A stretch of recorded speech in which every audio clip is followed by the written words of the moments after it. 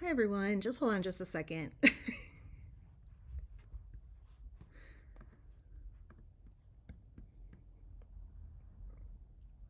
I'm gonna try to see if I can get the chat to work. It was working earlier.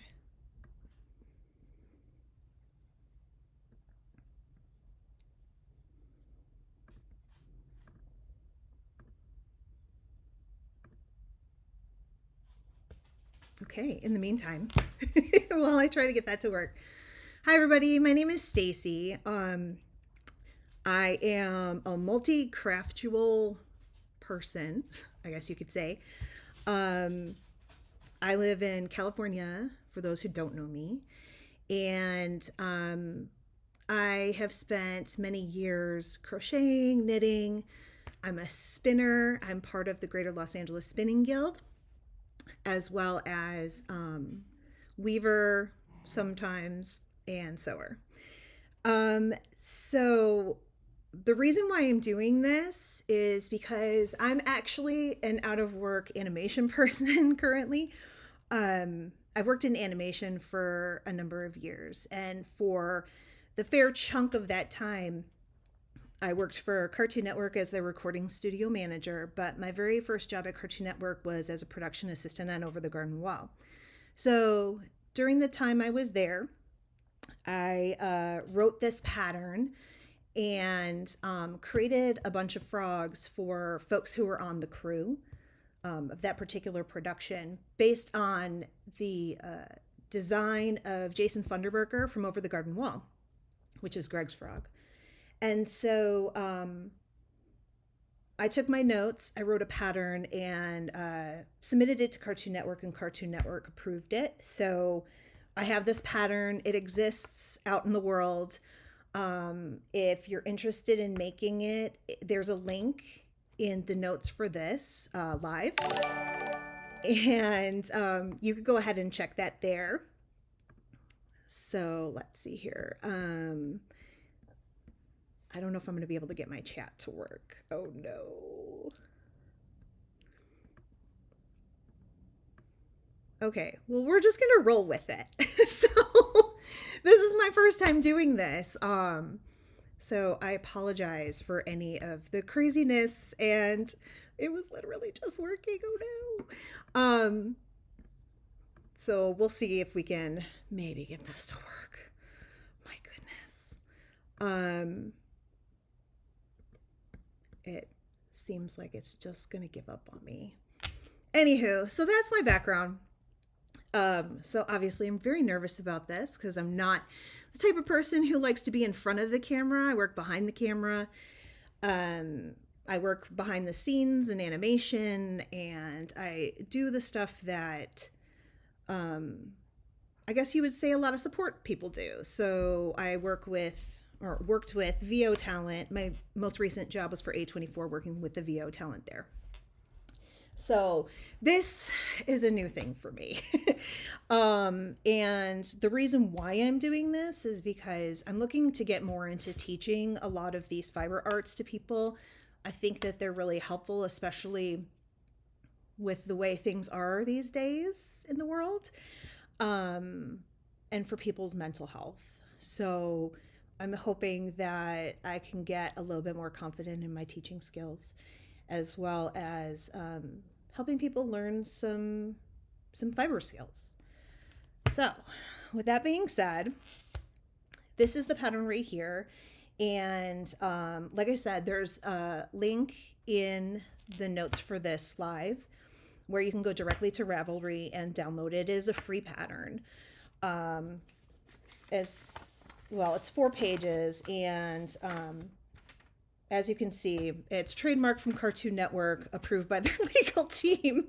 So I don't make any money on this, but it is everywhere. And it's been really fascinating for me to be able to go to events like San Diego Comic-Con or Long Beach Comic-Con and see people who are cosplaying as Wirt and Greg and carrying around these frogs with them, which is just makes me so happy. So I don't know. Hopefully you guys like it too. And if you have any notes or suggestions or questions, you can always hit me up. My email address is in the pattern. So to get started, this is my frog right here, my own personal frog. Obviously you can see it's a variation on this pattern. I made mine with red eyes because that's how I roll. And this was done in worsted weight yarn with a size G hook, just as is written in the pattern. However, with that being said, I'd like to say that there is no judgment in this space. Clearly, I mean, anybody coming here could be like, Stacey, it's February and your Christmas tree's still up. What the heck's up with that? I do things at my own pace here. So, and I am not a judge of yarn. Should you want to do this in a wool yarn, knock yourself out. That's cool. This particular frog I made in acrylic yarn. I like to make a lot of my toys in acrylic yarn. I find it's, number one, it's cheap. You can get it on sale at Joann's, Michael's, what have you. It's a lot easier to get. I know that for us here in California, we've had trouble in various years where many of our local yarn stores go out of business. So it does sometimes help to go to the big hobby stores like Michael's or Joann's and pick up your yarn there. Also because I want to make sure that this is accessible for everybody. Hey, if you don't have a lot of money, acrylic yarn is a really good bet. Also, it makes it easy to throw in the wash and not have any issues. So this is where I go with a lot of my toys. So I personally used acrylic yarn on this, but like I said, you can use wool yarn if you like. You want to use hand spun yarn, I say go for it. Basically, your guide is that the gauge is not important here in what you're making. If you want to make a tiny toy or you want to make a large toy, it's a matter of what yarn you're choosing and what size crochet hook is called for in that particular yarn. My recommendation, so I can show you what I've been doing here, is that, let's say, for example, you want to do the standard worsted weight size frog. I'm going to recommend a G size hook for most acrylic yarns. So like, let's say you have a Red Heart Super Saver, or let's see what else we got here. Yeah. So I purchased a bunch of green yarn because at some point I will have more of these frogs in my little army. But the Red Heart Super Saver, for example, this one calls for a size I. This is what I would have used for this particular frog using a G hook. So with that being said, whatever yarn you choose, I would suggest that you read the label and find out what size hook it calls for, and then do the hook size like 2 sizes down. So it gives you a denser fabric, because part of making these toys is that you're going to be stuffing them with fiber fill or whatever your stuffing of choice is. And you don't want there to be any holes in the fabric. So you want to make them so he's squishable, not super dense, but you don't want there to be holes where your fiber fill is going to be poking out. So with that being said, I started 2 eye bumps here, and I wanted to show you the difference between choosing some yarns and hook sizes. So the ones I'll be using today are the Big Twist from Joann's, which is this yarn here. It's a 4 and it calls for a size H hook. I did it what I like to refer to as a gauge swatch. Like I said, no judgment in the car. If you guys want to go ahead and not make a gauge swatch, that's fine. My idea of a gauge swatch is I got my G hook, I started the pattern. I felt like it was a little too loose and a little too holey. So what I did was I went down a hook size. So right now I'm using a size F hook for this particular pattern because of this yarn. If I'm going to use the red heart, I'll probably go back up to a G to make a frog. And just a little tip is that if you're going to choose the two skeins of yarn, the two colors that you need, it doesn't have to be a hard and fast rule that you can't, use two different types of yarn. By all means, do it if you'd like. But I would keep track of which types of yarn you're using. It will affect the gauge and the size. So I would say keep them as close to one another as possible. If you're going to use red heart for the body of your frog, I would say also use it for the back pad here, the mouth, in a different color, but same brand, same size. Because if you're to use some other type of yarn, and keep in mind, this is wholly on the back, but this is just sewn on to the back. So it's not like crucial that you have the same size yarn, but it does make life a little bit easier. And honestly, it'll give you the coverage you need. If you were to crochet this in a smaller yarn with a smaller hook, chances are it's not going to extend out as far as maybe you might like it. So something to consider. All right, so this is the one I started, and I'm using Joann's Value Big Twist for both of my colors. These are the two colors I chose, with a size F hook. Now, the difference between that and, let's say, okay, I want to make a tiny frog. Maybe you've made the Dot Pebbles frog and you're thinking you want to make a little friend for it. This right here, let me move that. This right here is fingering weight yarn. I wish I could tell you what size hook this is. It's small.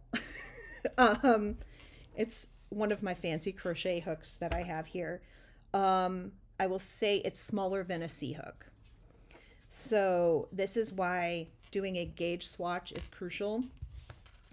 You can have that gauge swatch just be the beginning of one of these eye bumps, and then you can determine whether it's the type of fabric that you want to have, or maybe it isn't. So we have that. Now let's say, okay, I'm going to cosplay as Greg and I want to have a really big frog. Okay, well, you can take your Pound of Love red heart and you can make a big size frog by doubling the yarn and upping your hook size.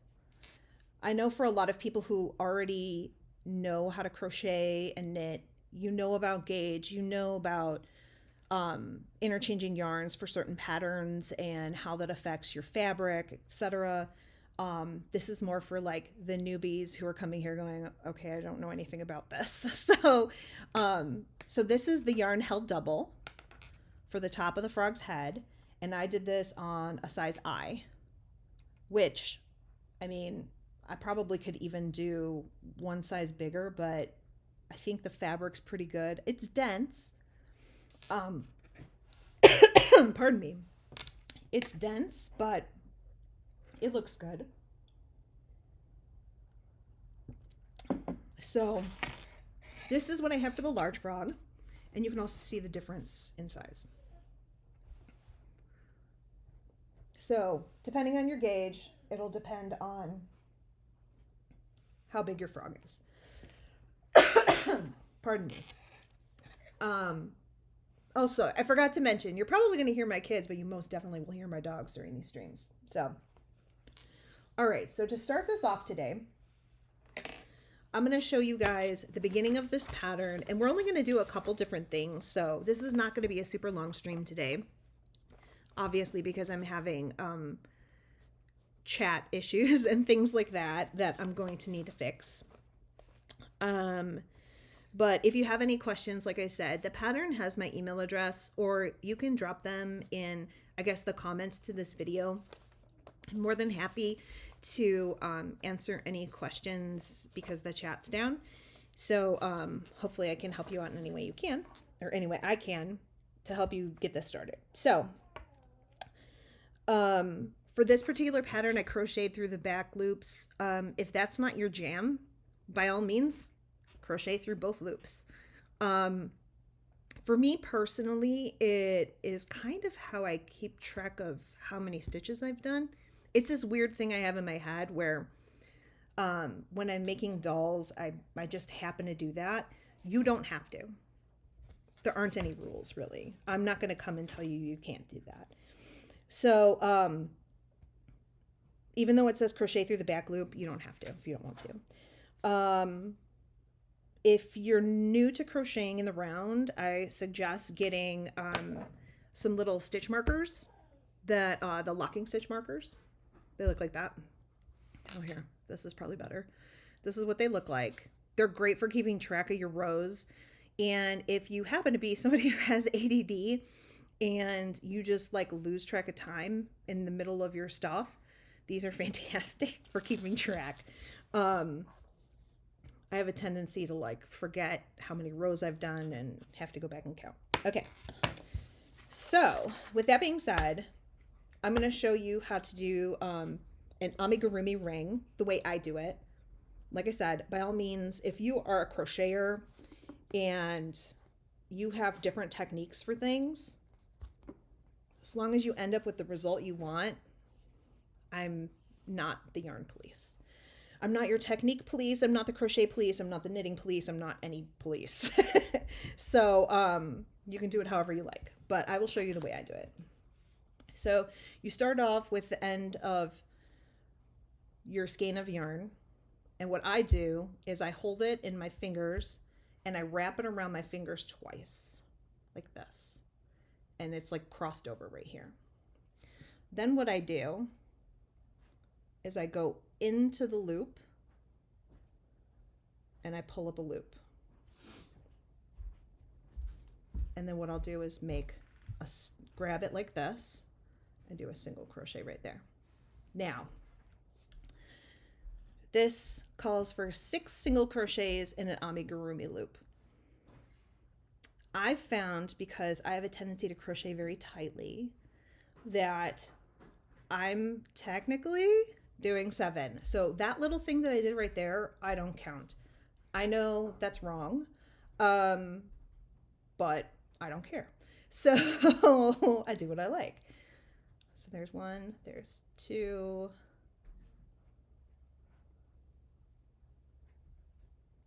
3, 4, 5. Okay, 6. So there's 6, including that first one I did. So then what I do is I grab this end right here and I just give it a little tug while I'm holding those stitches. And you can see one of these loops gets a little bit smaller. This one right here. That's how I know that that is the closest loop to the end.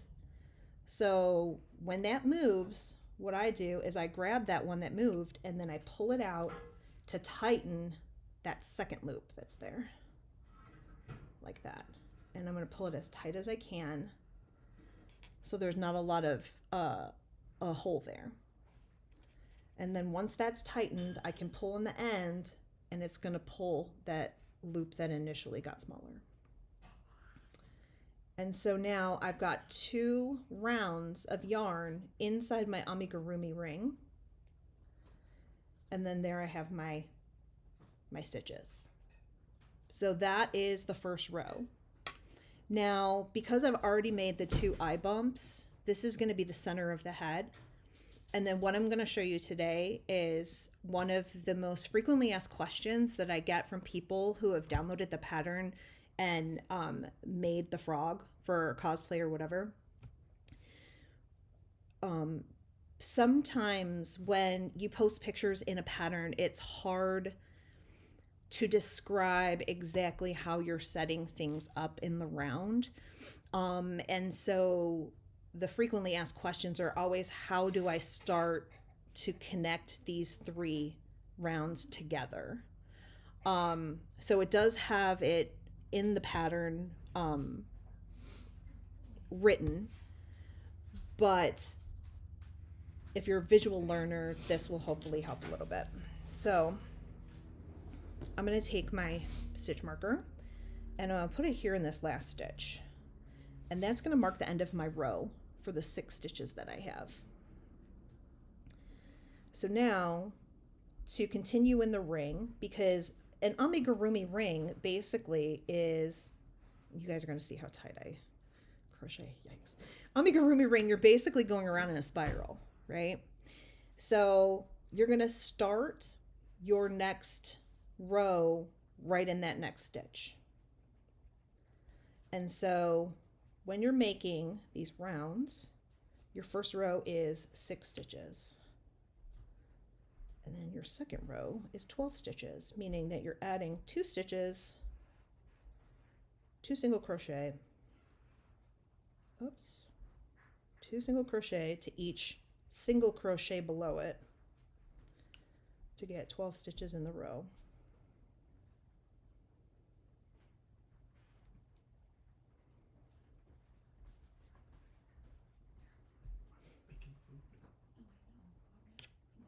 Like this.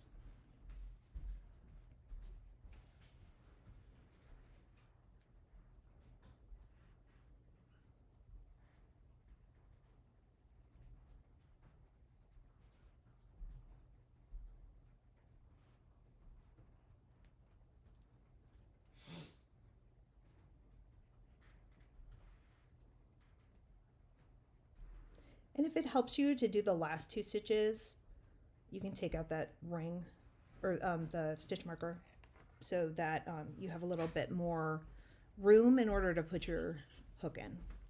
So I'm going to take this out and now I'm going to move it to my next row. So there's the last stitch in the previous row. So there is 12 stitches now. And then for the top of the head, what we need is we need to have 18 stitches in the round. So we have 1 more row to do. And when we're working in the round, the 18 stitches are going to be 2 single crochet in your first stitch and then 1 single crochet in the next stitch. Then 2 single crochet. See what I mean? Tight crocheter. But that's what you want too. You want to have like a denser fabric.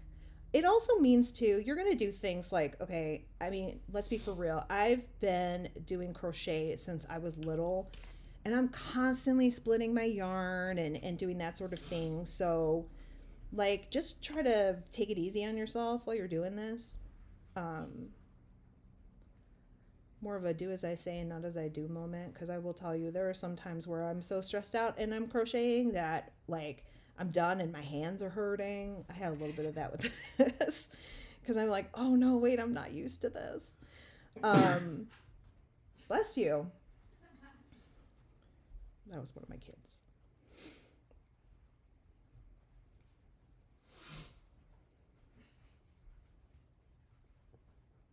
Okay, almost there. I'm also not the fastest crocheter on the planet. So, you know, we do what we can. Okay. And one last one. Okay. Also too, which some people are not into this. If you aren't, that's cool. You do things your way. You can make these. Actually, I didn't even have to cut that, but I did. Okay, so you can make these and not bind it off. If you are somebody who doesn't want to have these little bits in here, what I would suggest is if you want to make it look more round, you could just go into that next stitch next to the last stitch and do a slip stitch. So I'm going to show you like this, like that. And then you can kind of hide it so it looks more like a round and less like a little shell shape where you have this little divot here. So 2 ways to do it. In the end, your finished product is going to look the same, which is why I don't have a tendency to do that, but so I can show you. A lot of people will kind of finish their stuff off. I find in my brain doing this particular way makes it more difficult for me to eyeball what it is I'm doing. Like I said, I really like to know where I'm at in these sorts of things, and like having this little notch right here where the last one ends and it's just an abrupt cutoff is like, oh, hey, yeah, I know that that's my last one. So, you know, do what you'd like, whatever works best for you. That is the goal. Okay, so I took that last stitch out, so now I have that end stitch. Okay, so this is where you would cut it off, obviously, for the end bumps. I cut it off in the middle. You don't have to do that, because honestly, you're going to keep on going in the round. So we have these 3 pieces now. So now, in order to connect them and end up where you can start working on the head, what you're going to do,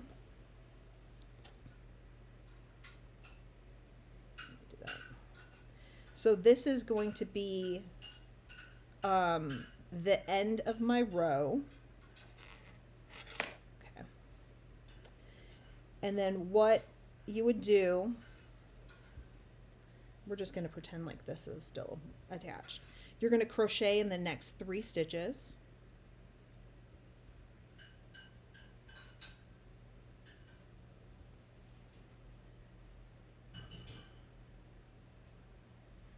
I'm going to do this so I can lock that one in there. So that's more like a chain 1 right there. That would be your first crochet. And then you'd have a second crochet and your third crochet. So you're 3 stitches past the end of your row.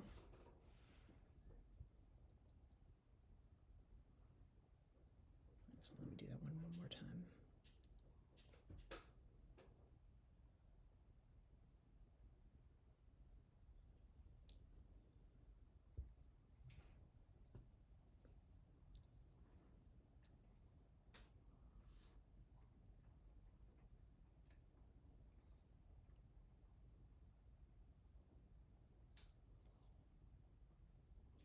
So I can make sure I can connect it real good. We'll do it this way. When I'm making dolls, a lot of times if I have ends, what I'll end up doing is I take whatever cut ends I have and I will crochet them into the stitch. So I hold them along the top. And so now these 2 ends are in that yarn that I'm going to stitch. And then I'm going to crochet them together. So I'm going to go through here and have those ends there in the stitch and crochet them in, and that kind of locks them in for you. Hopefully that makes sense. If not, please hit me up. Okay, so here's my ring. There was my end stitch, and then there's my 3 stitches. So now for this main body portion, you single crochet the 3 stitches at the top of the head, which is what I just did here. And then you're going to join to the first eye bump.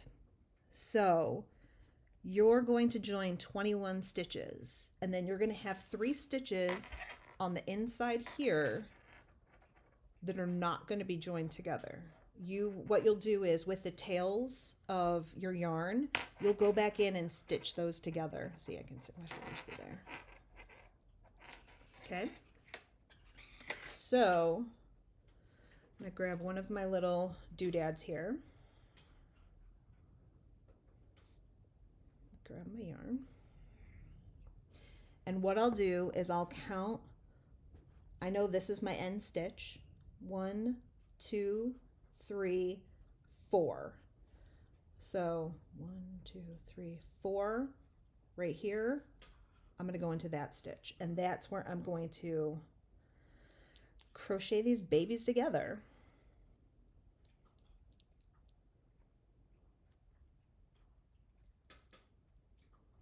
So there we go. And now you can see they're joined. I've got the 3 stitches here, and then I'm going to have 3 stitches here. So keeping track. And then you're going to crochet. This also helps too if you're not really into counting.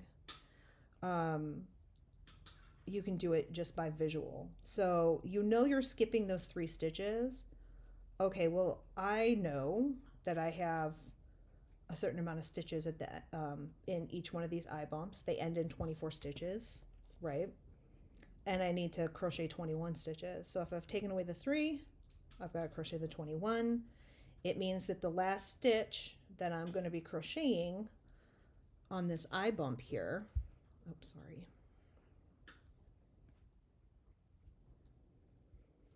is going to be the one that's notched out, meaning the one I can clearly see is the last stitch.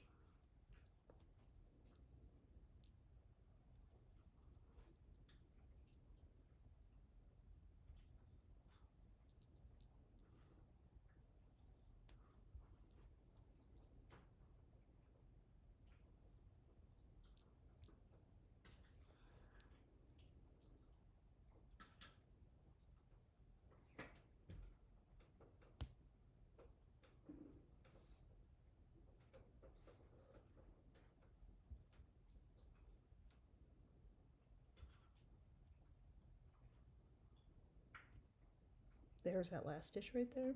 So I'm going to crochet in there, and I've gone all the way around. Okay, so you can see right here, there's the top of my head. And now it's attached to this eye bump right here. So then what we do is to attach it back to the top of the head, we're going to count those 3 stitches. 1, 2, 3. Number 4 right here. That's the one we're going to go into.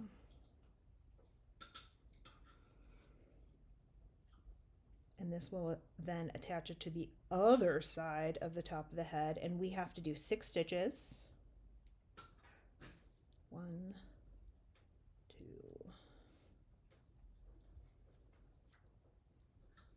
3. Oh, I'm splitting my yarn. 4, 5, 6. Okay, so there's the rest of the top of the head. And then we're going to attach this guy. Let me take this thing off. Okay, 1, 2, 3, 4. It's right there. If you're looking at it this way, 1, 2, 3, 4. We're going to stick it in that 4th stitch like this. Move my little tails out the way. I like having my tails there because I will use them to sew it together, sew the little slits together that are going to form on the top of the head. I will tie knots inside my amigurumi. I don't use them as an exclusive way to keep things like shut. I weave in ends as I go. Whatever will keep everything together. There's no foolproof way, but I try to do all of it just to be extra safe.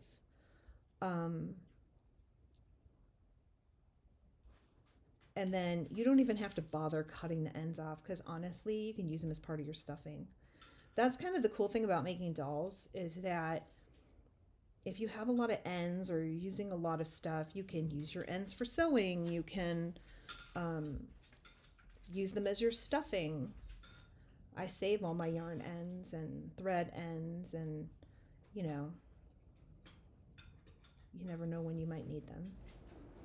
It's good to recycle, use them for other things. I think it's important to make sure that you're not wasteful in your craft projects. So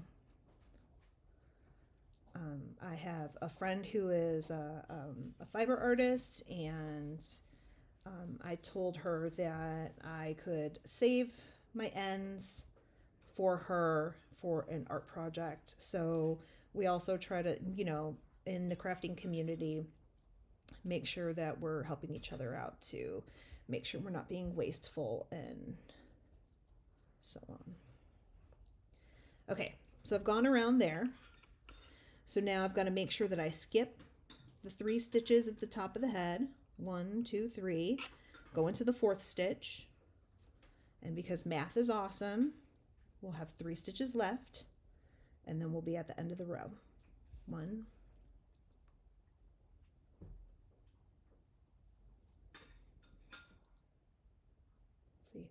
2.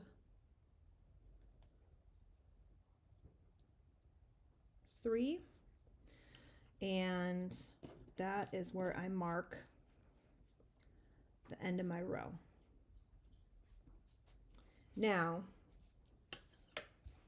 there's the top of my head, and here's the top of my head here. So if you are starting this pattern, another one of the things that people have gotten kind of hung up on is that right here, after you've done the join for the top of the head, for whatever reason, this is hard for people to see, but it says row 5 through 26. You're just going to be doing single crochet in each round, and your stitch count should be 54 stitches. So you're just going to keep going in the round from the stitch marker you just put in 54 times, right? So what I do personally is, you can see it here. This is where I join the top of the head. This is where I finish that first row all around. So you notice that that was my initial stitch marker. I've done the first row all the way around, so I have a second stitch marker. That's what this is right here. And then starting from this stitch marker, I can count down the bumps to see how many rows I have. So visually, like with the working through the back loop, I can see how many rows I've done. If you're not working through the back loop, just count, you know, how many rows you've done and keep moving the stitch marker as you keep working down the rows until you hit row 26. And then that would be the bottom of the body. So right now, this is what we've done here. And then we just keep continuing until we're going to start hitting the decreases. So that's all I have to show you today. Again, sorry for my nerves and sorry for the chat not working. But if you have any questions, please feel free to hit me up. I'm here all the time and I'm happy to help in any way I can. And I'm hoping that I can start doing this on Mondays to get through the rest of the pattern. But also too, if you have any suggestions or if you have things that you might want to learn, I'm happy to come up with any kind of tutorials for